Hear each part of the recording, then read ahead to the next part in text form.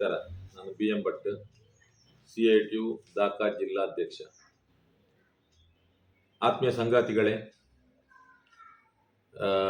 ಕಳೆದ ಸೋಮವಾರದಿಂದ 24/11/2025 ಸೋಮವಾರದಿಂದ ಬಿಡಿ ಕಾರ್ಮಿಕರು ತಾವು ದುಡಿದ ವೇತನವನ್ನು ಕೊಡಿಸಲಿಕ್ಕೆ ಬೇಕಾಗಿ ನಿರಂತರ ಧರಣಿ ಸತ್ಯಾಗ್ರಹವನ್ನು ಮಂಗಳೂರಿನ ಕ್ಲಾಕ್ ಟವರ್ ಬಳಿ ನಡೆಸ್ತಾ ಬಂದಿದ್ದಾರೆ.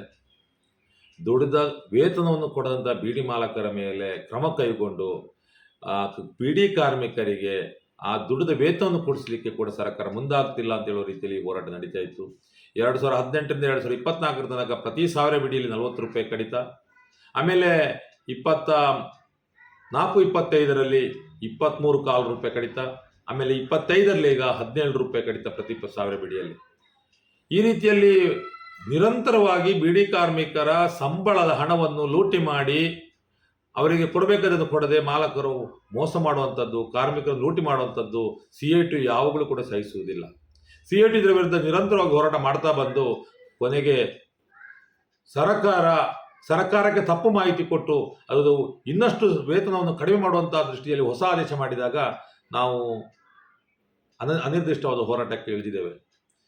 ಈಗ 24ರಿಂದ ನಿರಂತರವಾಗಿ ರಾತ್ರಿ ಹಗಲು ಧರಣಿ ಕಳೆದು 29/11/2025 ಶನಿವಾರ ಬೆಳಿಗ್ಗೆ 10 ಗಂಟೆಗೆ ಮಂಗಳೂರಿನ ಬೋಂದೇಲಲ್ಲಿರುವ ಶರ್ಬತ್ ಕಟ್ಟೆ ಹತ್ತಿರ ಕಾರ್ಮಿಕ ಭವನದಲ್ಲಿ ALC ಅವರ ಕಚೇರಿ ಎದುರುಗಡೆ ದೊಡ್ಡ ರೀತಿಯ ಸಾವಿರಾರು ಜನರ ಬಿಡಿ ಕಾರ್ಮಿಕರ ಬೃಹತ್ ಪ್ರತಿಭಟನೆ ನಡೆಸಲಿಕ್ಕೆ ನಿಶ್ಚಯಿಸಿದ್ದೇವೆ.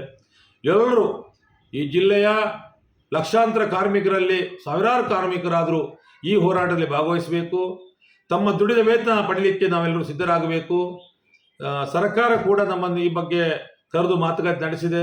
ಏನಾದರೂ ಒಂದು ಒಳ್ಳೆಯ ರೀತಿಯ ಕಾರ್ಮಿಕರ ಪರವಾದ ನಿಲುವಿಗೆ ಸರ್ಕಾರ ಬರಬೇಕು ಎಂದು ಒತ್ತಾಯಿಸಿದ್ದಕ್ಕೆ ಇನ್ನೊಂದು ಸಭೆ ಕರೆದು ಇತ್ಯರ್ಥ ಪಡಿಸಿ ಎಂದು ಹೇಳಿದೆ. ಆದರೆ ಸರ್ಕಾರಕ್ಕೆ ನಮ್ಮೆಲ್ಲರ ಕೂಗು ಕೇಳಬೇಕಾಗಿದೆ. ನಾವು ದೊಡ್ಡ ಸಂಖ್ಯೆಯಲ್ಲಿ ಒತ್ತಡ ತಂದಾಗ ಮಾತ್ರ ನಮ್ಮ ಪರವಾದ ತೀರ್ಮಾನಗಳು ಸರ್ಕಾರದಿಂದ ಬರಲಿಕ್ಕೆ ಸಾಧ್ಯ. ನಾವೆಲ್ಲರೂ ಕೂಡ CITU ಮುಖಂಡರಿಂದ ಬೆಂಗಳೂರಿಗೆ ಹೋಗಿ ಕಾರ್ಮಿಕ ಮಂತ್ರಿಯವರನ್ನು ಸನ್ಮಾನ್ಯ ಸಂತೋಷ್ ಲಾಡ್ರು ಅವರನ್ನು ಭೇಟಿ ಮಾಡಿದ್ದೇವೆ. ಅವರು ನಮ್ಮ ಪರವಾಗಿ ನಿಲ್ತೆ ಅಂತೇಳಿ ಭರವಸೆ ಕೊಟ್ಟಿದ್ದಾರೆ.